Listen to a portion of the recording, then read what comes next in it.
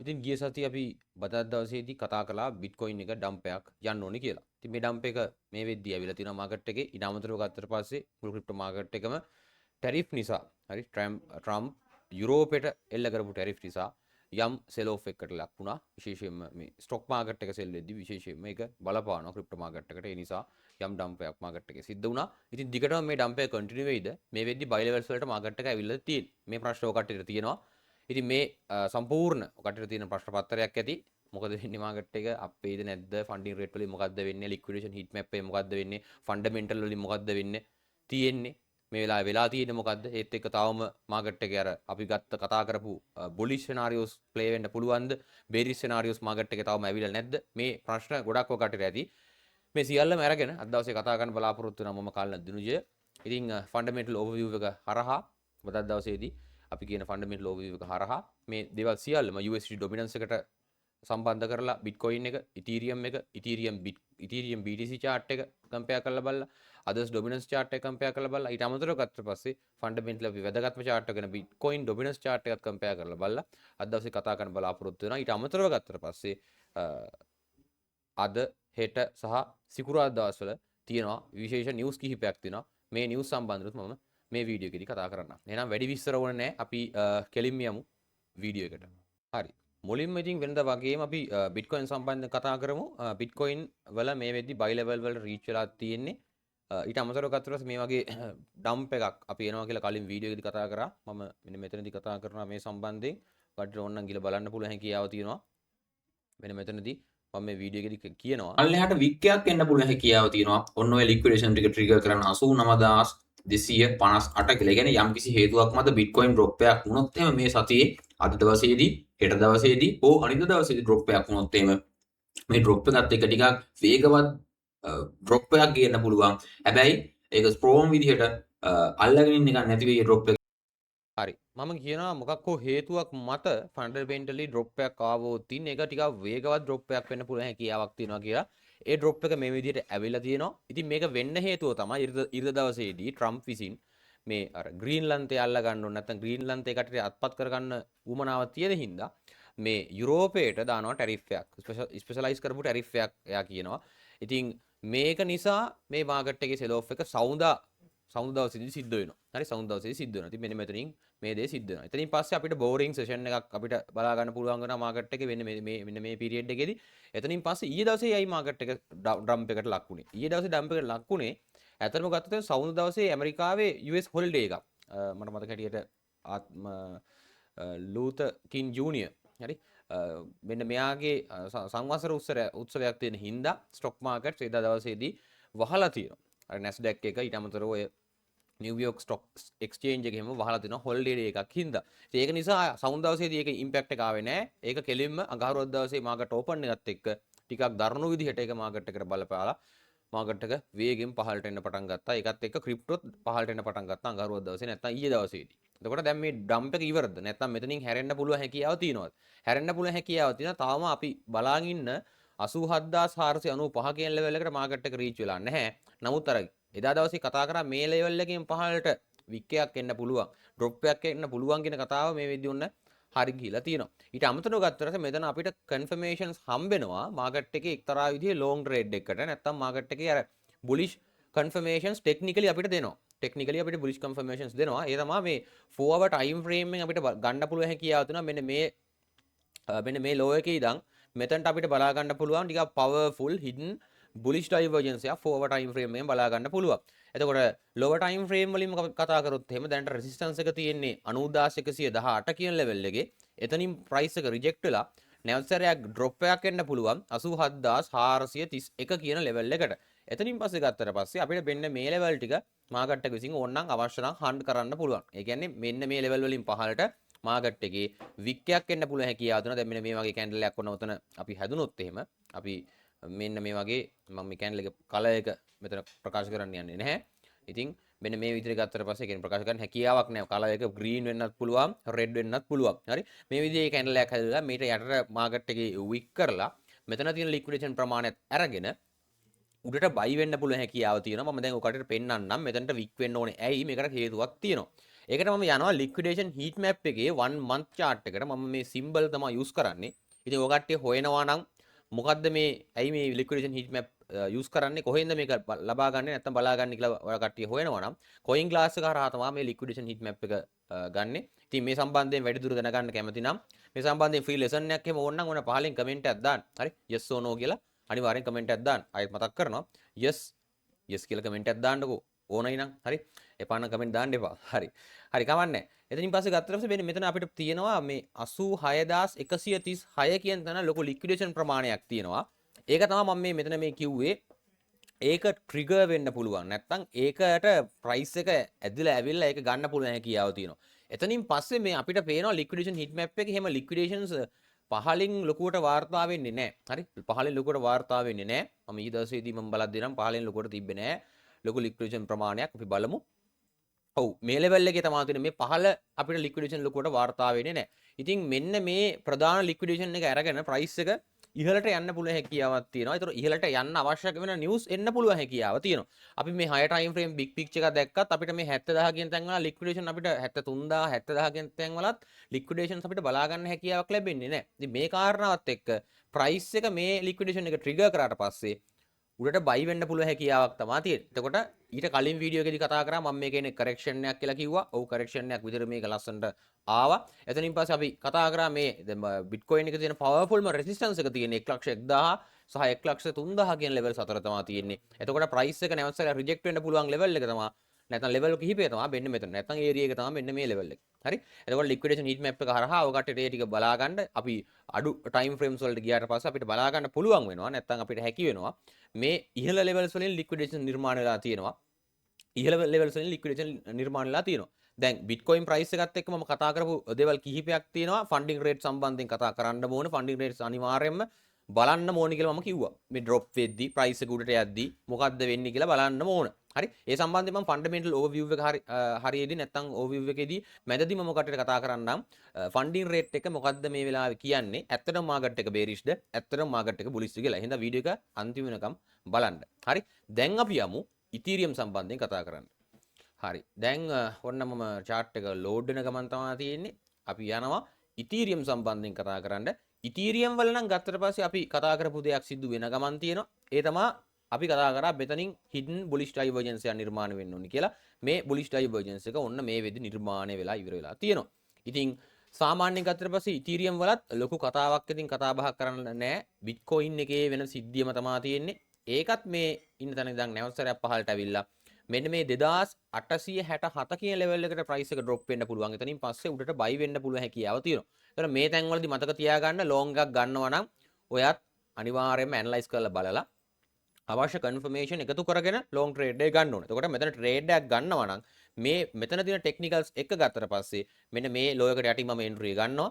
එතකොට මම stop Los එක යූස් කරනවා නම් මම මෙන්න මේ ලෝ එකට යටින් ස්ටොප් ලොස් එක තියා ගන්නවා. ටාගට් එක මම මෙන්න මේ හයි එක ආසන්න නැත්නම් මෙන්න මේ හයි එකට මම තියා ගන්නවා. මේ වගේ ට්‍රේඩ් එකක් තමයි මම ප්ලෑන් කරන්නේ ඉතීරියම් වල. මෙතනට ආවට පස්සේ අවශ්‍ය කන්ෆර්මේෂන්ස් මට ෆ්ලෑෂ් වුණොත් මම මෙතනින් ට්‍රේඩ් එක ගන්නවා. ඒත් එක්ක ඒවට අදාළ කර නැත්නම් ඒවට උදව් වෙන කන්ෆර්මේෂන් සමහර අවස්ථාවලදී ෆන්ඩමෙන්ටල් නිවුස් හරහත් අපිට බලා ගන්න පුළුවන් වේවි. ඉතින් යම් පොඩ්ඩක් ඉතීරියම් සම්බන්ධයෙන් කතා කරද්දී මේ ලික්විඩේෂන් හීට් මැප් එක පැත්තට අපි යනවා ඉතීරියම් සිලෙක්ට් කරගන්නවා මෙතනින් ගිහිල්ලා ඉතීරියම් සිලෙක්ට් කරගමු. ඔන්න ඉතීරියම් සිලෙක්ට් කරගත්තා. අපි යමු අර මම කියන ලෙවල්ස් වල නැත්නම් මම බයි එකට බලාගෙන ඉන්න ලෙවල්ස් වල ලික්විඩේෂන්ස් තියෙනවද නැද්ද කියලා බලන්න මන්ත්ලි chart එකට වගේ අපි යමු. මන්ත්ලි chart එක දිහාට ගියාට පස්සේ අපිට පේන තියෙනවා එක්තරා විදිහේ ලික්විඩේෂන් ප්‍රමාණයක් ඉතීරියම් වලත් ඔය කියන ලෙවල් එකේ තියෙනවා කියලා බලා ගන්න පුළුවන් හැකියාව තියෙනවා. ඉතින් සිග්නල් මොකක් කර ප්‍රශ්නයක් තියෙනවා. හරි. ඔය මේ තියෙන්නේ මම දැන් කිව්වේ 2891 මෙතන තියෙනවා ලික්විඩේෂන් ප්‍රමාණයක් තියෙනවා ඔන්න.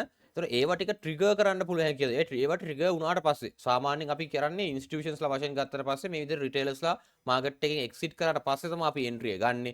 ඉතින් මේ වෙද්දි මේ විදිහේ ලික්විඩේෂන් ප්‍රමාණයක් තියෙනවා කියලා කියන්නේ නැවත සැරයක් ප්‍රයිස් එක පහළට අවිලා මේක ට්‍රිගර් කරන්න පුළුවන් හැකියාව තියෙනවා. එතකොට මෙන්න මේ ප්ලෑන් එක වැඩ කරන්න පුළුවන් හැකියාව තියෙනවා. එතකොට මේකෙන් ටිකක් වේගවත් වික් එකක් එන්න පුළුවන්. ඉතින් හොඳට මතක තියාගන්න මේ ලික්විඩේෂන් කැස්කේඩ් එක ට්‍රිගර් වෙද්දි වික් එකක් ටිකක් වේගෙන් පහළට එන්න පුළුවන් හැකියාව තියෙනවා. ඒ ට්‍රිගර් වෙද්දි බලමු චුට්ටක් ෆන්ඩින් රේට්ස් වලට මොකද්ද සිද්ධ වෙන්නේ. මේක ට්‍රිගර් වෙද්දි සාමාන්‍යයෙන් ගත්තට පස්සේ නෙගටිව් ෆන්ඩින් එන්න ඕන නැත්නම් නෙගටිව් ෆන්ඩින් රිපෝට් එන්න ඕනේ මෙන්න මේ ලික්විඩේෂන් ටික ට්‍රිගර් වෙයි. ඒ හින්දා ෆන්ඩින් රේට් සම්බන්ධයෙන් තව පොඩ්ඩකින් මම කතා කරන්නම්. හරි. මේ දේවල් එක්ක අපි කතා කරන්න ඕනේ USD ඩොමිනන්ස් එක මොකද්ද වෙන්නේ කියලා. යම් බලන්න USD ඩොමිනන්ස් එක පැත්තට. හරි. USD ඩොමිනන්ස් එක මේ වෙලාව අපිට තියෙනවා සෙල් වෙන්න පුළුවන් ලෙවල්ස් දෙකක් තියෙනවා. සෙල් වෙන්න පුළුවන් මේජර් කන්ෆර්මේෂන් එකක් USD ඩොමිනන්ස් එක විසින් මේ වෙද්දි දීලා තියෙනවා. එතකොට ගානට ගත්තට පස්සේ බිට්කොයින් එකේ බයි එකත් හරියාගෙන එන ගමන් තියෙනවා. USD ඩොමිනන්ස් එක සෙල් වෙන ලෙවල්ස් හරියාගෙන එන ගමන් තියෙනවා. එතකොට මේකෙත් අපිට තියෙනවා 6.368 6.455 මෙන්න මේ ලෙවල්ස් වලින් සෙල් එකක්. හරි. මේකේ මම හිතුවට වඩා ටිකක් වේගෙන් උඩට ආවා.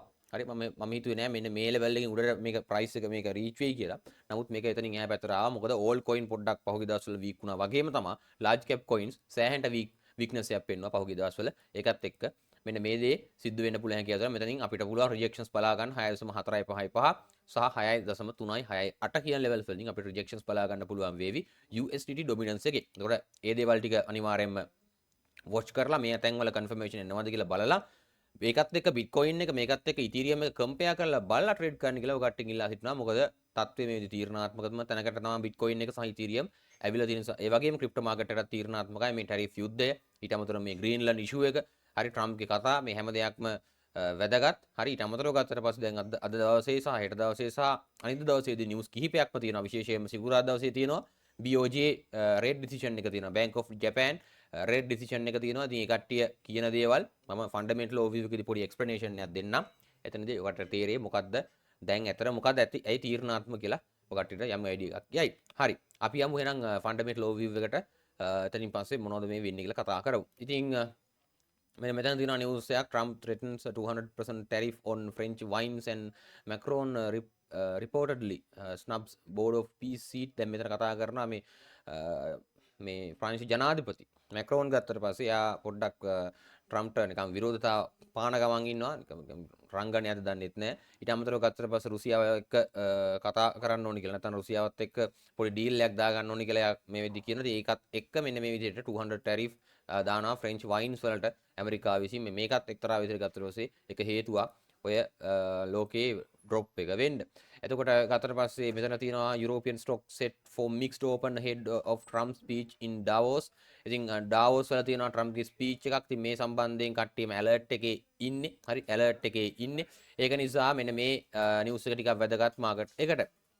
ඊට පස්සේ ගත්තට පස්සේ මෙතන බ්‍රිටේන් එක ගත්තට පස්සේ ට්‍රම්ප් පොඩි එතන ඩීල් එකක් දාලා තිනවා. ඊට අමතරව ගත්තට පස්සේ ඔය කට්ටිය කොහොමද දන්නවා ට්‍රේඩර්ස්ලා වශයෙන් මේ වෙද්දි ගෝල්ඩ් නැවත සැරයක්. හරි නැවත සැරයක් ඕල් ටයිම් හයි එකක් හදාගෙන තිනවා. ඒක රත්තරන් ලොකුවටම ඩිමාන්ඩ් වෙනවා. මේ විදිහට ලෝකයේ ආර්ථිකයේ අන්සර්ටින්ටි එකක් නිර්මාණය වෙද්දී නැත්නම් ජියෝපොලිටික්ස් වල අන්සර්ටින්ටි එකක් නිර්මාණය වෙද්දී ඒ සම්බන්ධව කට දන්නවා.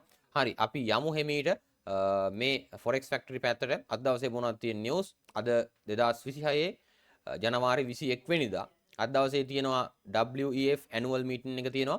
ඊට අමතරව ප්‍රෙසිඩන්ට් ට්‍රම්ප් ස්පීක් එක තියෙනවා. අද රෑ 7ට තියෙනවා. මේකෙදි කතා කරන දේවල්. හරි මේකෙදි කතා කරන දේවල් ඩිරෙක්ට්ලිම ක්‍රිප්ටෝ මාකට් එකට, ස්ටොක් මාකට් එකට බලපාන්න පුළුවන් හැකියාව දෙනවා. සමහර අවස්ථාවල ඔය කොච්චර කෑ ගැහුවත් මේ කතාවේදී ඔය මොකක් කියන්නේ නැතුව වෙන මොකක් හරි දෙයක් කියලා ඉවරලා මෙයා කතාව ඉවර කරන්න පුළුවන් හැකියාව දෙනවා. ඉතින් සාමාන්‍යයෙන් එහෙම තමයි මේ කට්ටිය වැඩ කරන්නේ. එතනින් පස්සේ ගත්තට පස්සේ 22 ජනවාරි 22 අපිට තියෙන නිවුස් එකක් final GDP quarter by quarter මේ නිවුස් එක පහ වුණා. මේක දෙසැම්බර් එනවන තිබ්බ නිවුස් එකක්. දැන් මේ ජනවාරි වල තමයි ඉන්නේ. එතනින් පස්සේ වැදගත්ම ඉන්ෆ්ලේෂන් ඉන්ඩෙක්ස් එක core PCE ඉන්ඩෙක්ස් එක නැත්නම් core PCE price index එක month over month මේකත් දෙසැම්බර් වල එන තිබ්බ එකක්. මේකත් පහ වුණා දවස් 34කින්. හරි දවස් 34කින් මේකත් වැදගත්. එතකොට මේකේ PCE report එක අනුව මේ කට්ටිය forecast කරන 0.2% increase එක ඉන්ක්‍රීස් වෙලා නැති වෙලා තිබ්බොත් එම 0.1% නැත්නම් 0% නැත්නම් නෙගටිව් වුණොත් වෙලා තිබ්බොත් එම ඒක බුලිෂ් වෙන්න පුළුවන් හැකියාව තියෙනවා ක්‍රිප්ටෝ මාකට් එකට වගේම ස්ටොක් මාකට් එකට. ඊට අමතරව ගත්තොත් ටිකක් වේගෙන් බුලිෂ් වෙන්න පුළුවන් හැකියාව තියෙනවා. එහෙම නැත්නම් 0.2% මේ විදිහට ආවොත් මේක නියුට්‍රල් අගයක තමයි ඉන්නේ. නැත්නම් මේ අගයට වඩා වැඩි අගයක් ඇවිල්ලා තිබ්බොත් එහෙම ඒක ඇත්තටම ගත්තොත් එහෙම ඩික්සි ඩිමාන්ඩ් වෙන්න පුළුවන් හැකියාව තියෙනවා. එතකොට ගොඩක් ඇසෙට්ස් නැත්නම් ඔය කතා කරන ෆොරෙක්ස් මේ තියෙනවානේ යුරෝ GBP වගේ ඒවා තියෙනවානේ ඒවා සෙල් වෙන්න පුළුවන් හැකියාව තියෙනවා. මේක මේ කියන අගයට වඩා වැඩි අගයක් මේ පැත්තේ ඇවිල්ලා තිබ්බොත් එහෙම. ඉතින් GDP quarter by quarter කියන එක මේ කියන අගය හෝ මේට වැඩියෙන් ඇවිල්ලා තියෙනවා නම් ටිකක් හොඳයි. ඒතකොට GDP growth එකක් තියෙනවා. මේක අනිවාර්යෙන් growth එකක් තියෙන්න ඕන මේක. සාමාන්‍යයෙන් ගත්තට පස්සේ GDP කියලා කියන්නේ මෙතනට government spending කියන එකත් ඇතුළත් වෙන හින්දා government spending මේ වෙද්දි වැඩි වෙලා තියෙනවා. ඒ හින්දා මේක ටිකක් මේකට වඩා ඉන්ක්‍රීස් වෙන්න පුළුවන්. ඒක සාමාන්‍යයෙන් ගත්තට පස්සේ ඉන්වෙස්ටර්ස් ලට කොන්ෆිඩන්ස් එක නිර්මාණය කරනවා. ඒක මේක ග්‍රීන් වෙන එක ඩික්සි වලට හොඳයි.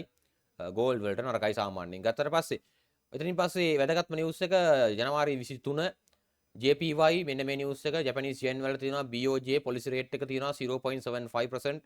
දැනට තියාගෙන ඉන්න රේට් එකම ස්ටේබල් කරගෙන හෝල් කරන් ඉන්න තමයි බලාපොරොත්තු වෙන්නේ. බැරි වෙලා හරි මේක නම් 1% වලට ඉන්ක්‍රීස් කරලා තිබ්බොත් මේකත් එක්ක ෂොක් වේව් එකක් එන්න පුළුවන් මුළු ක්‍රිප්ටෝ මාකට් වලට ස්ටොක් මාකට් එකට ෂොක් වේව් එකක් එන්න පුළුවන් හැකියාව තියෙනවා. එහෙනම් හොඳට මතක තියාගන්න මේ නිවුස් එක සම්බන්ධයෙන් ඇලර්ට් එකකින් ටිකක් අපේ පාන්දර වගේ වෙලාවකට එන්න පුළුවන් හැකියාව තියෙනවා. නැත්නම් අපි උදේ 6 7 වගේ වෙද්දි නිවුස් එක එන්න පුළුවන් හැකියාව තියෙනවා. මේ BOJ policy rate decision එක. එතනින් පස්සේ monetary policy statement එක තියෙනවා. මේ දෙකම වැදගත් වෙනවා. ලෝක ආර්ථිකයේ සෑහෙන වැදගත් නිවුස් දෙයක් තමයි BOJ policy rate සහ monetary policy statement එක ජපානයේ. හරි. ඒ සම්බන්ධයෙන් මම කලින් කතා කරලා තිබ්බා yen carry trade සම්බන්ධයෙන්. හරි yen carry trades කියන දේවල් ගත්තට පස්සේ අන්න ඒ හේතුවෙන් තමයි මෙන්න මේක වැදගත් වෙන්නේ.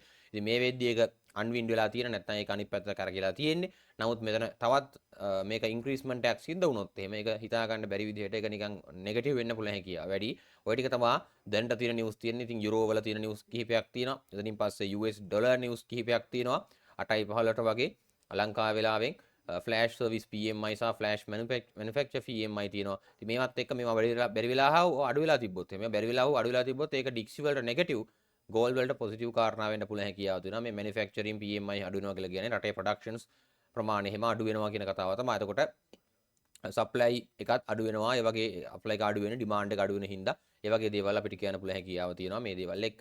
එතනින් පස්සේ ජනවාරි 29 ෆෙඩරල් ෆන්ඩ් රේට් ඩිසිෂන් එක මේකත් වැදගත්. මේක තීරණාත්මකයි කියලා කියන්න මේ වෙලාවේ හැකියාවක් නැහැ.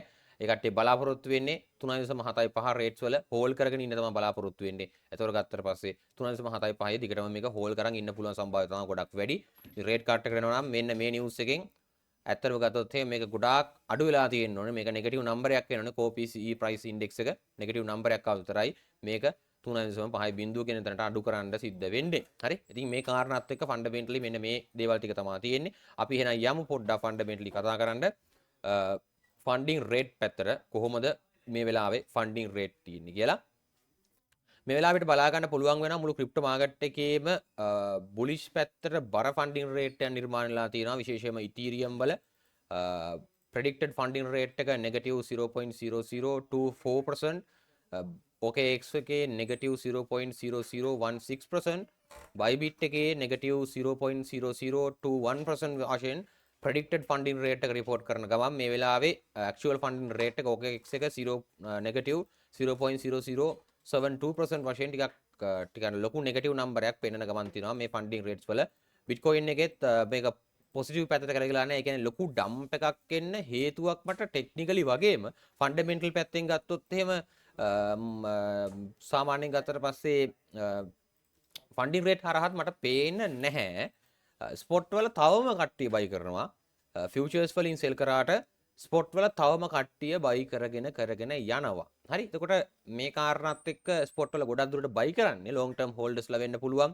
වේල්ස්ලා ඇකියුමුලේට් කරනවා වෙන්න පුළුවන් හැකියාව තියෙනවා. ඉතින් මේ කාරණාත් එක්ක මාකට් එකේ අර බේරිෂ්ම view එකක් ඇවිල්ලා නැහැ. තීරණාත්මක තැනක තියෙන්නේ. අර මම කිව්ව ලෝස් බ්‍රේක් කරගෙන ප්‍රයිස් එකට පහළ ඩ්‍රොප් වුණොත් එහෙම මේ ට්‍රම්ප්ගේ කතා එක්ක අලුත් ටැරිෆ් එකක් නැත්නම් යුද්ධමය තත්ත්වයක් ඇති වෙලා ටික ඩ්‍රොප් එකක් ආවොත් එහෙම ඉතින් එතකොට දිගටම බේරිෂ් වෙන්න පුළුවන්. ඉතින් ඒ සම්බන්ධයෙන් ඇලර්ට් එකක් මම අනිවාර්යයෙන්ම අපේ ෆන්ඩමෙන්ටල් ෆෝකාස්ට් හරහා අපි දෙනවා අපේ ස්ටුඩන්ට්ලට.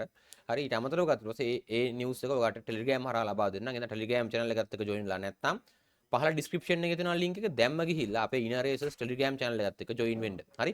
ඉතින් අනිවාර්යයෙන්ම ඔන්න පහළ ඩිස්ක්‍රිප්ෂන් එකේ දාලා තියෙනවා. මම කින් පෙන්නන්නම් කොතනද තියෙන්නේ කියලා.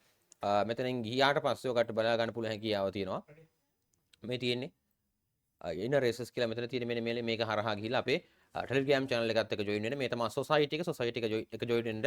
society එකත් එක්ක join වුණාට පස්සේ ඔයාලට chat කරන්න පුළුවන් හැකියාව තියෙනවා. අපි අපේ members ලත් එක්ක student ලත් එක්ක lectures ලත් එක්ක ඊට අමතරව ලංකාවේ මේ trading community එකේ ඉන්න කට්ටියත් එක්ක. ඉතින් funding rate වලින් යම් positive කාරණාවක් market එකට කියනවා. positive කාරණාවක් කියලා කියන්නේ ටිකක් bullish කාරණාවක් market එකේ කියනවා. මේ දේවල් ටික තමයි ෆන්ඩින් රේට් හරහා කතා කරන්න තියෙන්නේ. ඉතින් වැදගත් නිවුස් කිහිපයක් තියෙනවා මේ සම්බන්ධයෙන් අනිවාර්යෙන් ඇලර්ට් එකේ ඉන්න. අපි එහෙනම් යමු කතා කරන්න බිට්කොයින් ඩොමිනන්ස් එක සම්බන්ධයෙන් කතා කරන්නයි. හරි ඉතින් විශේෂ ඇනලයිස් කිහිපයක් මම ගේන්න බලාපොරොත්තු වෙමින් ඉන්නවා මේ ක්‍රිප්ටෝ ටෝකන්ස් සම්බන්ධයෙන්. ඊට අමතරව සමහර මම ගත්ත ට්‍රේඩ් එකක් තියෙනවා ඕල් කොයින් එකක්. ඒකත් මම ඔකට පෙන්නන්නම්. මේ වෙද්දි මැසිව් ගේන් එකක් දීලා තියෙනවා. ඔකට ට්‍රේඩ් ඔපචුනිටිස් තියෙන්න පුළුවන් හැකියාව තියෙනවා ඒ ටෝකන් එකේ. ඒකත් මම තව පොඩ්ඩකින් කියන්නම්. ඉතින් මේ වෙද්දි මන්ත්ලි ලෙවල් එක සප්ලයි සෝන් එක තමයි බිට්කොයින් ඩොමිනන්ස් එකේ ඉන්නේ. එතකොට රිජෙක්ෂන් එකක් බලාපොරොත්තු වෙන්න පුළුවන් හැකියාව තියෙනවා. එතකොට මෙන්න මේ ලෙවල් එකත් එක්ක මේ හරියෙන් තිබ්බ මාකට් එකේ තිබ්බ කන්ෆර්මේෂන් එක මෙතනින් රිජෙක්ෂන් එකකට බලා ගන්න පුළුවන් වුණා. මම බලාපොරොත්තු වෙන නැවතසරයක් ප්‍රයිස් එක මෙන්න මේ විදිහට මෙතනින් උඩට එන්නත් පුළුවන් හැකියාව තියෙනවා. නැතිනම් මෙතනින් සයිඩ් වේ වෙලා සයිඩ් වේ මූව්මන්ට් එකක් ලා පහළට ඩම්ප් වෙන්න පුළුවන් හැකියාවක් තියෙනවා. ඒතර බිට්කොයින් ඩොමිනන්ස් එක මේ වේගෙන් උඩට යන්න නම් අනිවාර්යෙන් මතක තියාගන්න අතීර්ණාත්මක දෙයක් ලෝකෙ සිද්ධ වෙන්න ඕනේ. නැත්නම් ටැරිෆ් කතාවන් ටිකක් දිගටම ඇදෙන්න ඕනේ. ටිකක් ටැරිෆ් එහෙට මෙහෙට පාස් වෙන්න ඕනේ. ඒකත් එක්ක අතීර්ණාත්මක විදිහට දෙයක් සිද්ධ වුණොත් තමයි බිට්කොයින් ඩොමිනන්ස් එක වේගෙන් උඩට යන්නේ. එහෙම නැත්නම් ටිකක් හොඳ කාලයක් ආවොත් එහේ බිට්කොයින් ඩොමිනන්ස් එක මේ විදිහට සයිඩ් වේ වෙලා පහළට ඩ්‍රොප් වෙන්න පුළුවන් හැකියාව තියෙනවා. ඒක ෆන්ඩමෙන්ටලි මේ වෙලාවේ තීරණාත්මකම වෙලාවක් ක්‍රිප්ටෝ මාකට් එකට හොඳ සපෝට් එකකට ඇවිල්ලා හොඳ ඩිමාන්ඩ් එකක් මේ වෙලාවේ හැදලා තියෙනවා. ප්‍රයිස් එක හොඳ රිකවරියක් කරගෙන ඇවිල්ලා තිනවා. ඉතින් මේක අනිත් පැත්තට දෙන්න බෑ ෆන්ඩමෙන්ටල් පැත්තෙන් නෙගටිව් දේවල් දාන්න ඕනේ. නැත්නම් නෙගටිව් නිවුස් මාකට් එකට එන්න ඕනේ. එහෙම ආවොත් විතරයි ඇත්තටම ගත්තොත් එහෙම ක්‍රිප්ටෝ වේගවත් ඩම්ප් එකකට ලක් වෙන්නේ. හරි ලක් වෙන්න අවශ්‍ය නම් අනිවාර්යයෙන්ම ඔයගෙන නෙගටිව් නිවුස් ටික මාකට් එකට එන්න ඕනේ. හරි. එතනින් පස්සේ අපි Ethereum BTC සම්බන්ධයෙන් ගමු 4 hour time frame එකේ plan එකක් මට ඇවිල්ලා තියෙනවා Ethereum BTC. ඊයේ දවසේදී අපි Telegram live එක හරහා මේ සම්බන්ධයෙන් කතා කරා. ටිකක් පහළට ඩම්ප් වෙන්න පුළුවන් මේ ලෝස් වලින් පහළට ඩම්ප් වෙන්න පුළුවන්.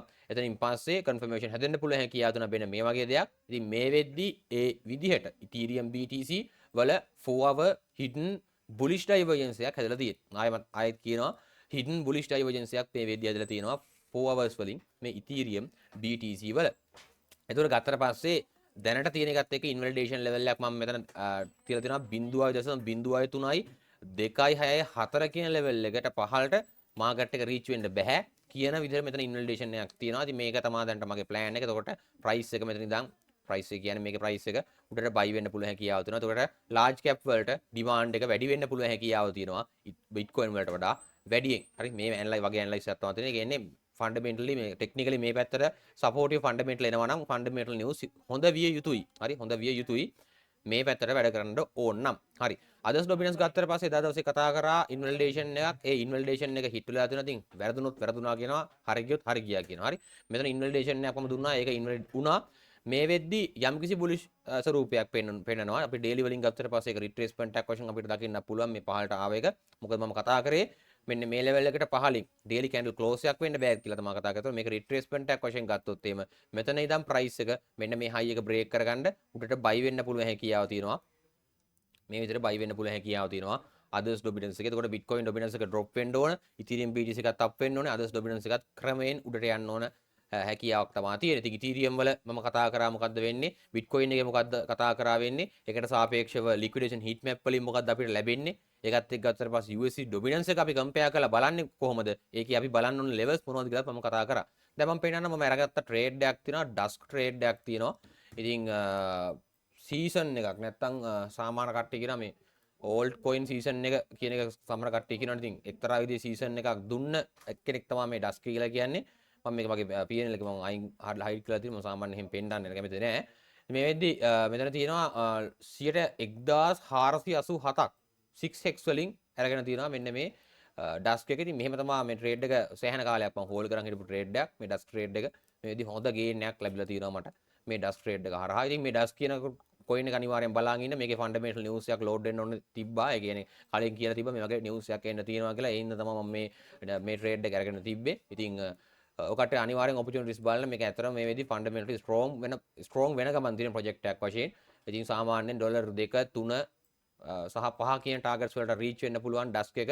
මේකට මේ වෙද්දි ඉන්වෙස්ටර් සෙන්ටිමන්ට් එක බුලිෂ් පැත්තේ තියෙනවා. මාකට් එක ඩ්‍රොප් වෙද්දි ඩස්ක් එක ඩ්‍රොප් වෙන්නේ නැහැ. ඒකට ටිකක් වේගෙන් නැවසරයක් බයියක් යන්න පුළුවන් හැකියාව තියෙනවා ඩස්ක් එක. ඉතින් අනිවාර්යයෙන්ම ඩස්ක් එක මොනිටර් කරන් ඉන්න.